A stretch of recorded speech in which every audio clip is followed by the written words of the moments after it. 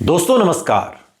उत्तर प्रदेश विधानसभा चुनाव 2027 के लिए एआईएमआईएम के चीफ असदुद्दीन ओवैसी बिहार विधानसभा चुनाव के बाद अचानक से बहुत महत्वपूर्ण हो गए हैं। यानी कि आज की तारीख में असदुद्दीन ओवैसी को आप नजरअंदाज करके उत्तर प्रदेश की राजनीति में 2027 की कल्पना नहीं कर सकते। लेकिन एक सवाल यह है कि असदुद्दीन ओवैसी किस तरफ जाएंगे। मायावती के साथ गठबंधन होगा, अखिलेश यादव के साथ बनेगी बात, या फिर कोई तीसरा मोर्चा है जिसे असदुद्दीन ओवैसी गढ़ने की तैयारी कर रहे हैं, यानी कि किंग मेकर बनना चाहते हैं। लेकिन इन सब से इतर एक सवाल यह है कि असदुद्दीन ओवैसी जो मुसलमानों की राजनीति उत्तर प्रदेश में जो पार्टियां कर रही हैं उनके साथ गठबंधन करने से क्या हिचक रहे हैं।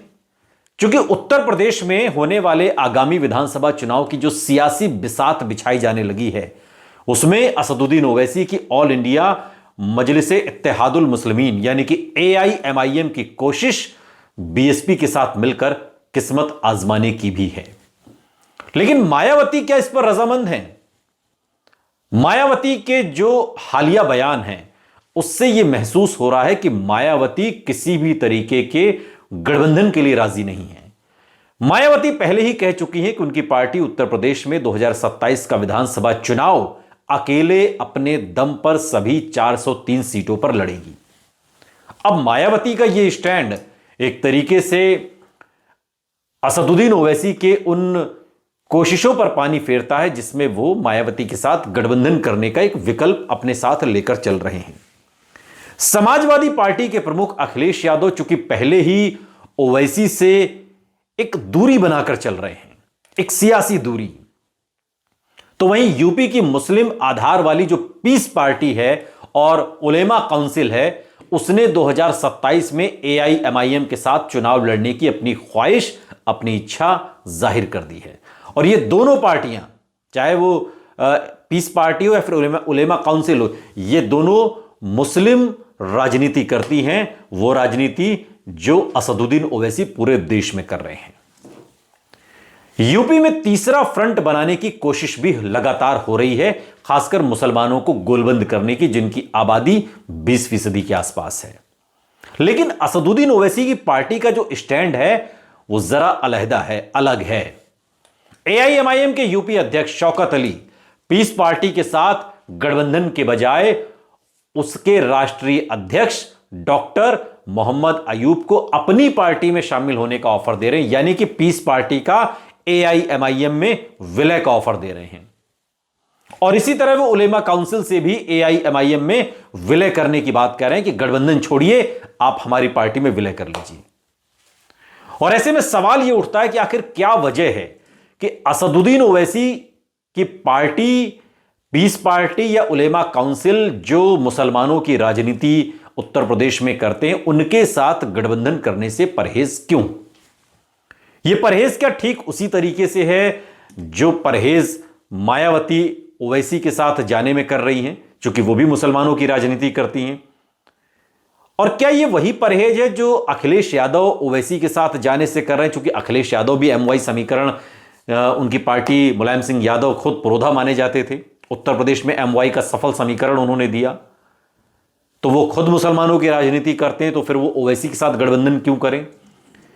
तो क्या यही समस्या असदुद्दीन ओवैसी के सामने भी है कि वो पीस पार्टी या उलेमा काउंसिल से गठबंधन क्यों करें? वो तो खुद मुसलमानों की राजनीति करते हैं।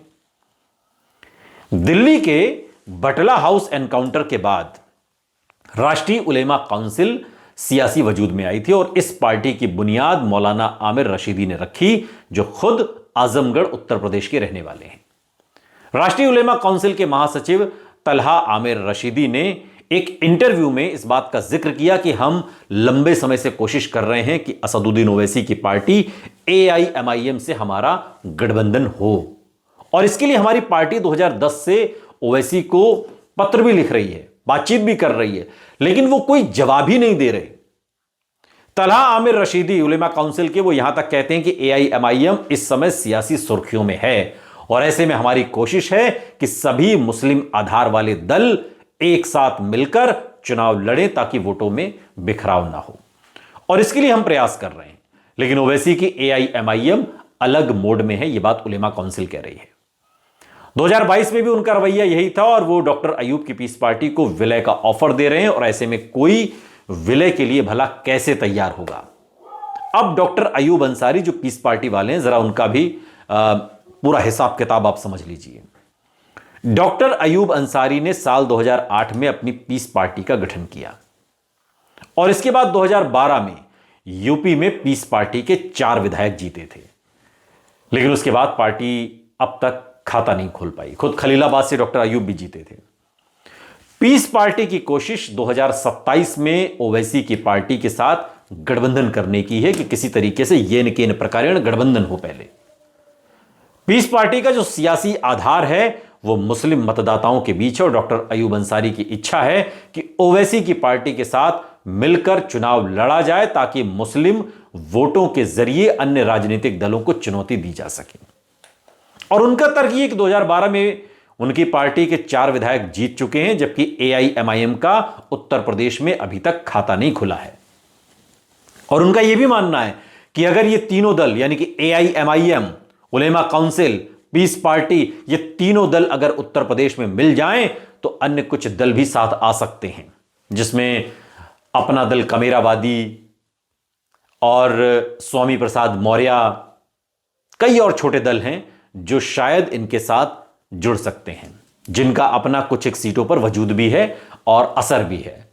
असदुद्दीन ओवैसी की पार्टी AIMIM उत्तर प्रदेश के आगामी 2027 विधानसभा चुनाव में उलेमा काउंसिल और पीस पार्टी के साथ गठबंधन के लिए आज की तारीख में तैयार नहीं दिखती। हां, एक प्रस्ताव है कि आप हमारे पार्टी में विलय कर लीजिए। AIMIM के जो प्रदेश अध्यक्ष हैं उत्तर प्रदेश के, शौकत अली, वो एक इंटरव्यू में कहते हैं कि हम चाहते हैं कि राष्ट्रीय उलेमा काउंसिल हो या फिर पीस पार्टी हो, सब एक मंच पर आएं और ओवैसी के नेतृत्व को मजबूत करें। इसके लिए हमने अयूब अंसारी को AIMIM में शामिल होने का और अपनी पार्टी का विलय का ऑफर दिया है, तो इसमें क्या गलत है भाई? वो भी यही बात कह रहे हैं सब लोग एक साथ आए, हम भी यही बात कह रहे हैं सब लोग एक साथ आए, क्यों अलग अलग होना? शौकत अली ये भी कहते हैं कि उलेमा काउंसिल और पार्टी के पास न संगठन बचा है न ही कोई सियासी जनाधार है। दोनों ही पार्टियां एक प्राइवेट लिमिटेड कंपनी की तरह चल रही हैं। और हमने तो एक जनसभा के जरिए अयूब अंसारी को साथ आने का न्योता भी दिया है। 2022 में AIMIM ने बिना शर्त उन्हें समर्थन दिया था और अब उन्हें वक्त की नजाकत को देखते हुए एक प्लेटफॉर्म पर आने के बारे में सोचना चाहिए ताकि मुस्लिम नेतृत्व को मजबूत किया जा सके। ये बात शौकत अली कह रहे हैं। अब उत्तर प्रदेश में 20% मुस्लिम मतदाता हैं और कई सीटें ऐसी हैं, एक लंबी फेहरिस्त है पश्चिमी उत्तर प्रदेश से अगर हम शुरू करें, जहां पर मुसलमान डिसाइडिंग फैक्टर है। सूबे की कुल 143 सीटों में से मुस्लिम मतदाता इन सीटों पर अपना असर रखते हैं। 403 में से 143, 143, और इनमें से 70 सीटों पर मुस्लिम आबादी 20 से 30% के बीच है, और जबकि 73 सीटें ऐसी हैं कि ये 30% से भी ज्यादा है। और सूबे की करीब 3 दर्जन सीटें तो ऐसी हैं जहां पर मुस्लिम उम्मीदवार अपने दम पर जीत दर्ज कर सकते हैं। और सारा हिसाब किताब लगाया जाए तो कुल मिलाकर तकरीबन 107 सीटें ऐसी हैं जहां अल्पसंख्यक मतदाता चुनावी नतीजों को खासा प्रभावित करते हैं उत्तर प्रदेश में।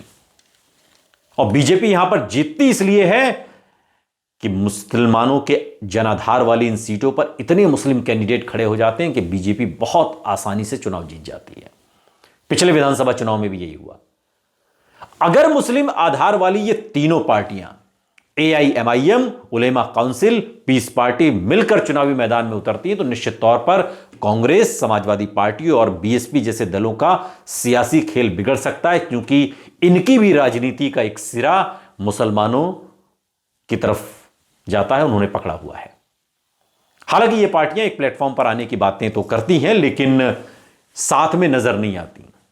पीस पार्टी और उलेमा काउंसिल का आरोप है कि ओवैसी अपने अलावा किसी दूसरी मुस्लिम लीडरशिप को उभरने ही नहीं देना चाहते, और उनका कहना है कि जैसे सपा, बसपा और कांग्रेस मुस्लिम नेतृत्व नहीं चाहते, वैसे ही ओवैसी का भी रवैया है। यह आरोप उन्होंने लगाया। अब इसमें सत्य क्या है ये हम आप पर छोड़ते हैं, आपकी सियासी समझ पर छोड़ते हैं। लेकिन यह बात है कि जैसे जो डर समाजवादी पार्टी और बहुजन समाज पार्टी को ओवैसी को लेकर के है, क्या वही डर ओवैसी के मन में डॉक्टर अयूब और उलेमा काउंसिल को लेकर के भी है?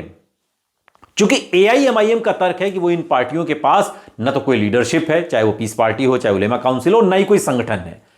इसलिए गठबंधन के बजाय वो एआईएमआईएम में शामिल होकर काम करें। अब सुझाव के तौर पर यह भी गलत नहीं है।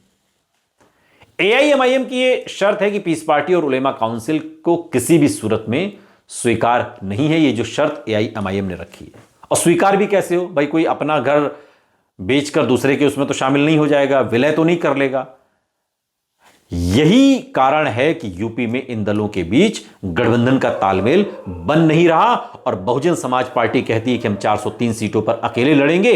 असदुद्दीन ओवैसी को अखिलेश यादव कुछ खास पसंद नहीं आ रहे, तो अब तीसरे मोर्चे की परिकल्पना कैसे होगी? यह अपने आप में एक मौजूद सवाल है। लेकिन एक सवाल यह भी है कि ओवैसी पीस पार्टी और उलेमा काउंसिल को अपनाने से बच क्यों रहे हैं, गठबंधन करने से क्यों बच रहे हैं, विलय ही क्यों चाहते हैं? कमेंट बॉक्स में आप जरूर बताइएगा, और फिर हम इस पर एक वीडियो तैयार करेंगे। आपकी राजनीतिक समझ और हमारी जमीनी हमारा जो जमीनी पकड़ है, उसके आधार पर हम आपको फिर बताएंगे कि आखिर वजह क्या है, क्यों असदुद्दीन ओवैसी इन पार्टियों का विलय तो चाहते हैं, गठबंधन नहीं चाहते।